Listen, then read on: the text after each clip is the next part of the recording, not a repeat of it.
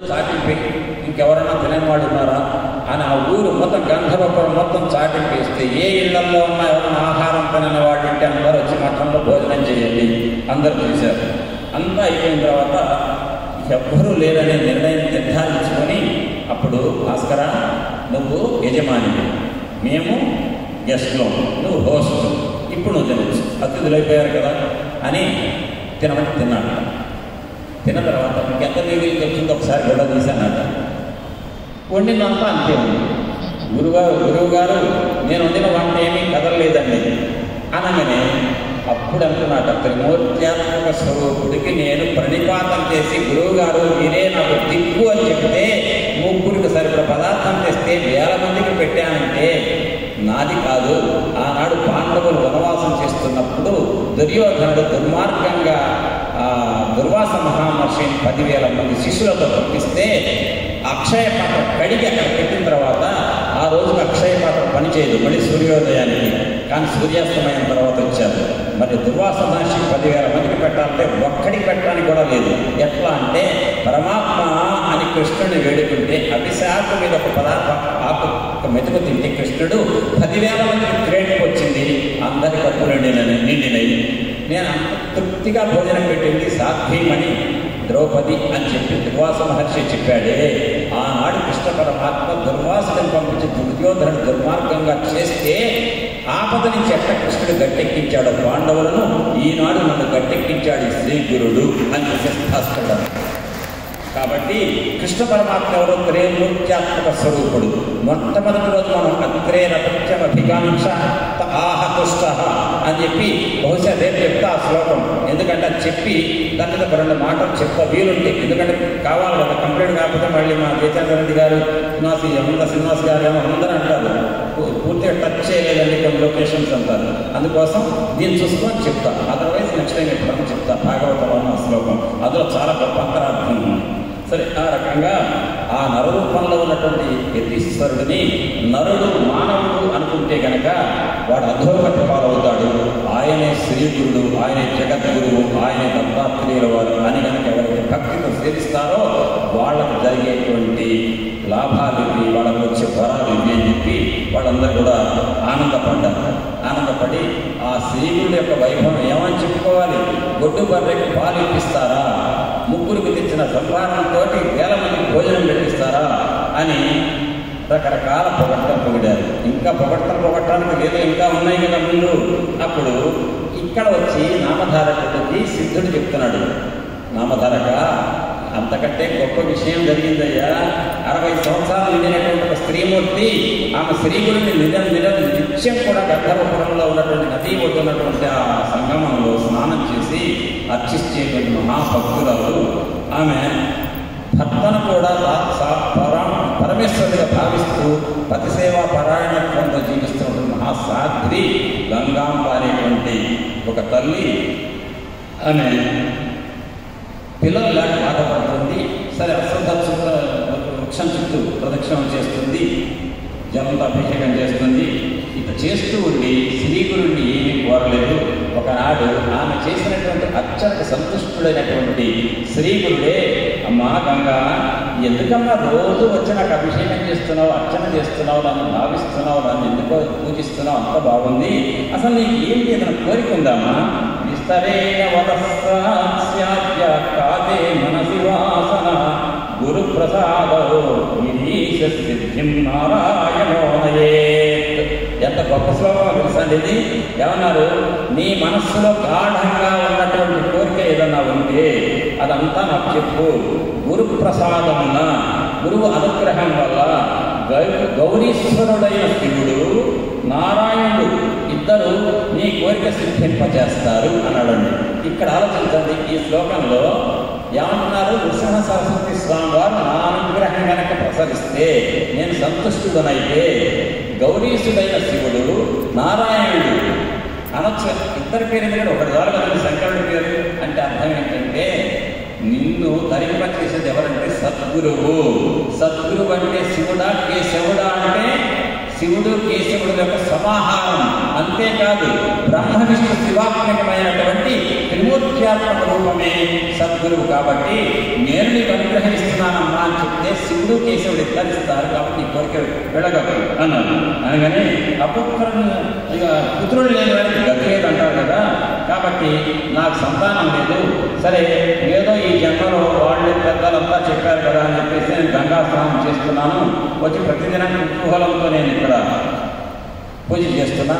కానీ నది ఒడ్డుకు రాగానే నాకు ప్రతిరోజు కనిపించింది ఏంటి తెలుసండి, నేను 60 ఏళ్ల స్త్రీని, 25 ఏళ్ళు 20 ఏళ్ల వాళ్ళు కూడా పెళ్లి చేసుకొని పిల్లలు కానీ సంకన పిల్లలు ఎత్తుకొని వచ్చి నది ఒడ్డుకు వచ్చి ఆడించుకుంటుంటే వాళ్ళని చూసి నాకు ఆ రకంగా పిల్లవాడిని ఎత్తుకునే పిల్లవాడిని ఎత్తుకునే భాగ్యం నాకు లేకపోయే నేను బాధపడుతున్నా. అయినప్పటికీ కూడా అశ్వత్థ వృక్షానికి పూజ చేస్తూనే ఉన్న గురువుగారు అని చెప్పి నాకు ఈ జన్మలో నేను ఇంత పూజ చేశానని నేను అంటలేదు, నీ అనుగ్రహానికి ప్రయత్నించాను. కానీ కనీసం వచ్చే జన్మలో నాకు పిల్లలు పుట్టేటట్టు వరాన్ని అనుగ్రహించండి అన్నదటండి గంగాంబ. అనగానే ఆయన ఏమన్నారంటే, అమ్మా నువ్వు నాకు ఈ జన్మలో చేసావు, వచ్చే జన్మ అంటున్నావు, వచ్చే జన్మలో నీకు ఇస్తే నేను నువ్వు గంగాంబకి పూజ చేసావని నేను తెలుసుకోగలుగుతాను, సర్వసమర్థుడిని. కానీ నువ్వు మానవ స్త్రీ, నీకు తెలవదు కదా ఈ జన్మలో నువ్వు చేసినటువంటి పూజకు అనుగుణంగా నీకు భగవంతుడు అనే గురువు నీకు ఇచ్చాడు అనేది నువ్వు తెలుసుకోలేవు కదా వచ్చే జన్మలో వస్తే. కాబట్టి ఈ జన్మలో చేసేప్పుడు ఈ జన్మలోనే సంతానం ప్రాప్తి కలుగుతుంది అని చెప్పి ఆశీస్సులు ఇచ్చారట. ఇచ్చిన తర్వాత అప్పుడు వెంటనే ఆ మాట అని అనగానే చీర కొంగిట్ట పట్టి ముడి వేస్తుందట. అది మొన్ననే చెప్పాను. చీర కొంగులో పట్టి ముడి వేసుకోవటం అంటే పెద్దల యొక్క మాట, జగద్గురువు యొక్క వాక్కు అదే ప్రసాదం. దాని ప్రసాదంగా భావించి భక్తితో చెంపున మూట కట్టుకుంది. స్వామి మీ మాట పూర్తిగా పోదు, కానీ 60 ఏళ్ల వయసులో ఒక స్త్రీగా సహజంగా ప్రకృతి సిద్ధంగా రావాల్సినటువంటి ఋతుక్రమం ఆగిపోయింది. ఋతుక్రమం ఆగిపోతే సంతానం కలగడానికి అవకాశం లేదుగా. ఇవన్నీ గురువుకు చెప్తే కుదురుతుందండి. గురుడు ఎవరండి? తల కిందులు చేయగలుగుతాడు యోగాన్ని, అటువంటి వాడికి. కాకపోతే ఆ తల్లి ఏంటంటే 60 సంవత్సరాల వయసులో కూడా పిల్లవాడు పుడతారని ఏమన్నా రిజల్ట్స్ వచ్చినాయి. 10th క్లాస్ ఇంటారు, నీకు ఫస్ట్ క్లాస్ మాత్రం నీకు హైయెస్ట్ ర్యాంక్ వచ్చిందని కానీ ఏదో చూపి అంటారు. ఫెయిల్ అయ్యేవాడని అయ్యో వచ్చిందని అంటారు. ఫెయిల్ అయ్యేవాడని అంత ఆత్రంగా చూపించమండదు. ఫస్ట్ ర్యాంక్ వచ్చిందంటే మాత్రం డౌట్ వస్తుంది. ఎందుకంటే మనిషి సహజ లక్షణం ఏదైతే తనకు కావాలో దాన్ని అయింది అని చెప్పి ఒక పట్టాన్ని నమ్మడు. 1, 2, 3 సార్లు నిర్ధారణ కావాలి. Test and double test, confirm and double confirmation. అట్లనే నాకు 60 ఏళ్ల వయసులో ఋతుక్రమం ఆగిపోయిందిగా అని చెప్పేసాను. ఆయన అశ్వత్థ పూజ చేశా, ఎన్నో వ్రతాలు చేశా, తీర్థయాత్రలు చేశా, అశ్వత్థ ప్రదక్షిణలు కూడా చేశా.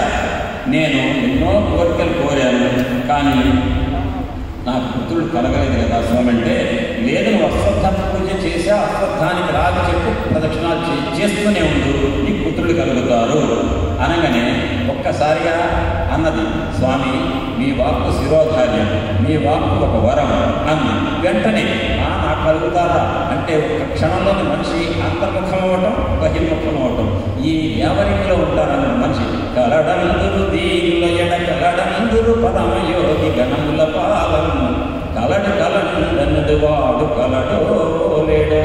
భగవంతుడి దగ్గరే వస్తుంది అనుమానం. మిగతా రాక్షసుల దగ్గర డౌట్ రాదు. రాక్షసులు ఉన్నారు, మాకు చెడు శక్తులు ఉన్నాయని నమ్ముతారు. భగవంతుడు ఊళ్ళో ఉన్నాడు, ఆ ఊళ్ళో అంటే మాత్రం ఉన్నాడంటారా, ఉంటే నాకు ఎక్కడ తీరింది, కోరిక నాకు ఎక్కడ తీరలేదు, ఈ డౌట్ వస్తాయి. ఆ డౌటే ఈమెకు వస్తుంది అని అంటుంది. అశ్వత్థ వృక్షానికి నేను చేసిన అభిషేకం, చేసిన ప్రదక్షిణాలు వృధా అయిపోయినాయి అందట. వృధా అయిపోయినాయి అంటే అర్థం ఏంటి? చూపు గడబడి. మళ్ళీ వెంటనే స్వామి మీరు ఒక్కసారి ఆశీస్సులు అందించిన తర్వాత దొరకకుండా ఉంటాయా? అంతర్ముఖం అయిపోయింది. అంతర్ముఖ సమారాధ్య బహిర్ముఖ సుదుర్లభ. కాబట్టి బహిర్ముఖం అవ్వడానికి ఇంద్రియాలు నిరంతరం కూడా చపలత్వంతో ఉంటాయి. అంతర్ముఖం కావడం కోసం ప్రయత్నం చేసేదాన్ని సాధన అంటారు. ఆ సాధనే గురుచరిత్ర పారాయణ కూడా ఒక సాధన. ఆ రకంగా వాక్ అనే ప్రసాదాన్ని పొంది ఈ జన్మ పుత్రుడిని అనుగ్రహించావు స్వామి, సాక్షాత్తు నృసింహస్వామి అన్నది అని మళ్ళీ వెంటనే అశ్వత్థ పూజ నేను వృధా చేశాను అంటే ఆ మాట అనకమ్మా గంగాంబ అన్నారు స్వామి వారు. చెప్పండి, 60 ఏళ్ల వయసు వచ్చే వరకు అశ్వత్థ ప్రదక్షిణ చేసింది, ఆ అశ్వత్థ వృక్షానికి పూజ చేసింది. ఇప్పుడు ఏమంటుంది? ఇన్నాడు చేసి నేను అనవసరంగా చేశాను అంటుంది. అవసరంగా చేసేవాళ్ళని స్త్రీలు. ఎందుకంటే నిన్న మొన్నట్లో మాట్లాడుకున్నాం, పిల్లలు ఎవరికి పుట్టరు, పిల్లలు పుట్టిన వాళ్ళు ఎవరికి పుట్టగానే పోతారు, క్రితం జన్మలో ఎటువంటి పాపాలు చేస్తే పోతారు. అక్కడ మాత్రం ఉపన్యాసంలో నేను బయటకు అనకుండా మీరు చదువుకుండా అర్థమవుతుందని వదిలిపెట్టారు. ఎందుకంటే అటువంటి మాటలు అందొచ్చు ఒక వేదిక మీద. ఆ రకమైన పాపాలు గత జన్మలో చేస్తే ఆ పాపాల నుంచి ప్రక్షాళన జరిగి మళ్ళీ అర్హత రావడానికి చాలా సాధన చేయాలి. 60 ఏళ్ల వరకు చేసిన అశ్వత్థ వృక్ష ప్రదక్షిణలు పూజలే గత జన్మల పాపాలను పరిహరించినాయి. ఇప్పుడు ఆమెకు అర్హత సిద్ధించింది. కాబట్టి గురువు గారు నోటి నుంచి నీకు పుత్రులు కలుగుతారనేటువంటి ఒక ఆశీస్సు లభించింది. ఆమెకి ఇక్కడ మొదలుపెట్టింది. ఇక్కడ నీవు అశ్వత్థ వృక్షాన్ని నిందించకమ్మా, ఎందుకంటే నీ పాపం రాసి దగ్ధమైపోయింది. మళ్ళీ ఇప్పుడు అశ్వత్థ వృక్షాన్ని నిందించావనుకో మళ్ళీ నీ పాపం పెరుగుతుంది, నీ పుత్రులు కలగడానికి అవకాశం కాస్త ఆలస్యం అవుతుంది అని చెప్పి అశ్వత్థ వృక్షంతో పాటుగా నన్ను కూడా పూజించు ప్రతిరోజు అన్నారు స్త్రీకుడు. ఆ రకంగా అశ్వత్థ వృక్ష మూలంలో నేను ఉంటాను. గంగాబాయి ఏం చేసింది? గురువు గారికి నమస్కరించింది. అదేవిధంగా చేస్తాను, అశ్వత్థ వృక్షాన్ని ఎట్లా పూజించాలి స్వామి అని అడిగింది. మళ్ళీ అంటే ఇన్నాళ్ళు చేసే పూజ మీద నమ్మకం లేదు ఆమెకి, ఎట్లా చేయాలి? ఇన్నాళ్ళు ఏంటంటే 10 మంది ఏం చేస్తున్నారో చూసి చేసింది. దాతరి శ్రేష్ఠ తదేవో ఇతర జన సైత్ ప్రమాణం పెడితే లోకస్తదనువర్తతే అని భగవద్గీతలో చెప్పినట్టుగా పెద్దవాళ్ళు నాకు నవ్వు వస్తుంటుంది. షిరిడీ కానీ లేదా గుడికి వెళ్ళారనుకోండి, ఒకళ్ళు ఉంటారు, ఒక సరదా ఏ పని పాటలో ఒక వ్యక్తి ఏం చేస్తాడు తెలుసా, ఎక్కడో గోడ మీద చుక్క ఉంటుంది, అక్కడికి పోయి దండం పెట్టి తల అనిస్తాడు. ఏముండదు అక్కడ, అందరూ పోయి అక్కడ దండం పెట్టాలని అనుకుంటారు. అక్కడ ఏమన్నా తెలుసుకోరు. ఇదనమాట. నా పదాన్ని వాడకూడదు వేదిక మీద. అంటే అక్కడ క్షేత్రంలో ఏవేమి నమస్కరించదగిన స్థానాలను తెలుసుకోకుండానే ఎవరో ఒకటి చేశాడు కదా అని మీరు ఫాలో అవుతుంటారు. ఆ రకంగా ఇంకొక చిన్న ఉదాహరణ చెప్పాలంటే, బ్రాహ్మడు అక్కడ ఇంట్లో తగ్గనం పెట్టాలట పెద్దవాళ్ళకు. ఏం చేయాలి? ఆ ఇంట్లో పిల్లి తిరుగుతుంది. ఆ బ్రాహ్మడు భర్తకు అన్నం పెట్టడానికి పిల్లి వచ్చి ఎంగిల్ చేస్తుంది. ఎంగిల్ చేస్తే మంట కలిసిపోతుంది. అప్పుడు ఏం చేశాడు? ఆ రోజు గుంజకు పిల్లిని కట్టేశాట. ఆ రోజే ఒక ఆయన వచ్చాట, అయ్యగారు మా ఇంట్లో ఫలానా పని శ్రాద్ధం ఉందండి, మీరు రావాలని. ఓకే వస్తా అన్నట్ట. ఆ ఇంట్లో శ్రాద్ధం. ఆ రోజు ఎక్కడో పిల్లిని పట్టుకొచ్చాట, ఎవరింటోనో తీసుకొచ్చి గుంజ కట్టేశాట. ఏంటి పిల్లిని కట్టేశాడు అంటే శ్రాద్ధం పెట్టే రోజు గుంజ పిల్లిని కట్టేయక్కర్లేదని అన్నట్ట. ఎందుకంటే మీ ఇంట్లో కట్టేశారు కదండి ఆ రోజు అన్నట్టు. అంటే బ్రాహ్మణి ఇంట్లో తిరిగే పిల్లిని కట్టేసినంత మాత్రాన ఒక పిల్లిని పట్టుకొచ్చి ఇంట్లో కట్టేయాలా? అంటే పెద్దవాళ్ళు ఏం చేస్తే గుడ్డేటి అదే ఫాలో అవుతుంటారు. సమాజ లక్షణం. కాబట్టి ఆ రకంగా చేసిన ఆమె అశ్వత్థ వృక్షాన్ని పూజించాలో తెలవక అడిగితే బ్రహ్మాండ పురాణంలో నారద మహర్షి చెప్పినటువంటి అశ్వత్థ వృక్షం యొక్క పూజా విధానం చెప్పారు. ఆ అశ్వత్థ వృక్షంలో దాన్ని ప్రతివాడక మంత్రం తెలిసిందే. బ్రహ్మగారు చెప్పారు అని చెప్తూ బ్రహ్మగారి దగ్గర ఒకసారి నారద మహర్షి వెళ్ళి, తండ్రి ఏ విధంగా పూజించాలి అశ్వత్థాన్ని ఈ భూలోకంలో రాగి చెట్టుని అంటే, అశ్వత్థ వృక్ష మూలంలో నేనుంటాను, మధ్య భాగంలో ఋషికేశుడని విష్ణు ఉంటాడు, అగ్రభాగంలో రుద్రుడు ఉంటాడు అని చెప్తూ దానికి దిక్కులలో దక్షిణ దిక్కులో ఉన్న శాఖలలో శూలపాణి అని శివుడు ఉంటాడు, పశ్చిమ దిక్కులో ఉన్నటువంటి శాఖలలో విష్ణు ఉంటాడు, ఉత్తర దిక్కులో ఉన్న శాఖలలో నేనుంటాను అంటే బ్రహ్మనుంటాను, తూర్పు దిక్కున ఉన్నటువంటి శాఖలలో గోవులు బ్రాహ్మణులు దేవతలు ఉంటారు అని చెప్పి అశ్వత్థాన్ని మొత్తం కూడా ఏ విధంగా అర్చించాలో ఆ విధంగా మొత్తం చెప్పారు. చెప్పి అశ్వత్థ వృక్షాన్ని ఏ రోజుల్లో ముట్టుకోకూడదు. దాన్ని నేను ప్రత్యేకంగా నేను చెప్పేది ఏముందండి, ఆషాఢ మాసాల్లో ముట్టుకోకూడదు.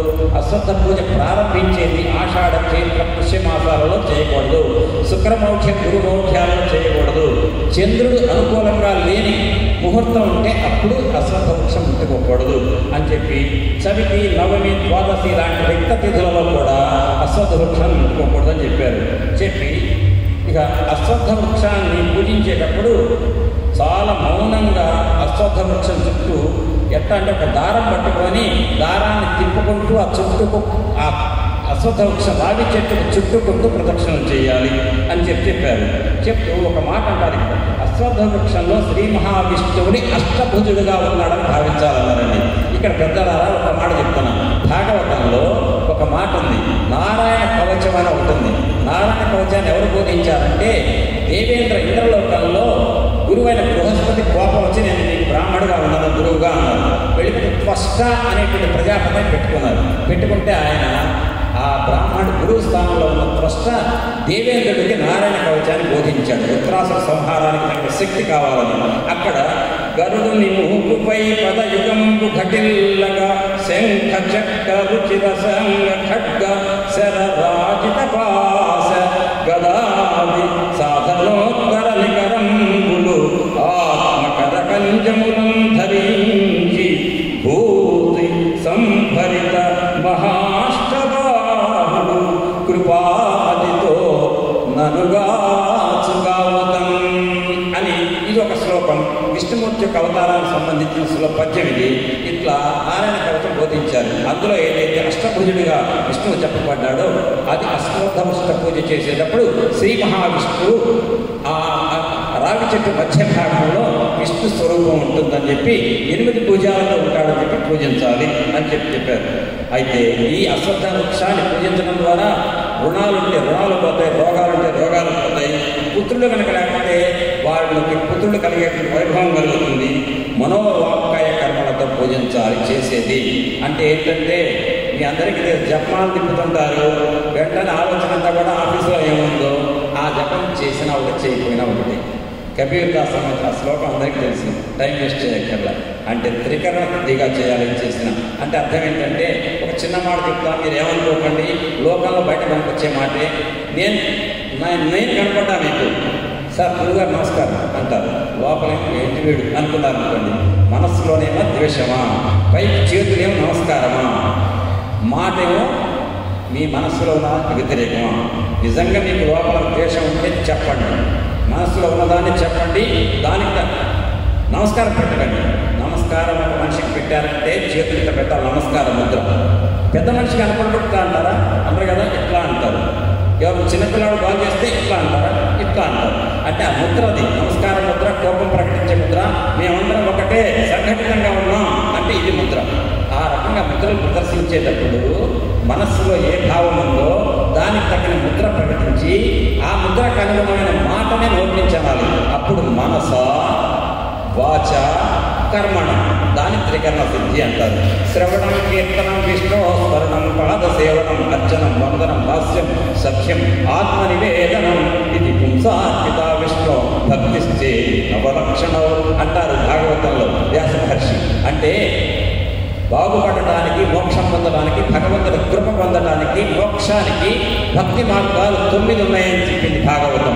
ఆ 9 భక్తి మార్గాలలో శ్రవణం, కీర్తనం, విష్ణు స్మరణం, పాద సేవనం, అర్చనం, వందనం, దాస్యం, సఖ్యం, ఆత్మనివేదనం అనంటే 2000 సంవత్సరాల 5000 సంవత్సరాల కింద వ్యాస భగవానుడు కలియుగం ప్రారంభంలో ద్వాపరయుగ అంతంలో నమ్మాడు. కలియుగంలో మానవుడు దగాకోరు కార్లే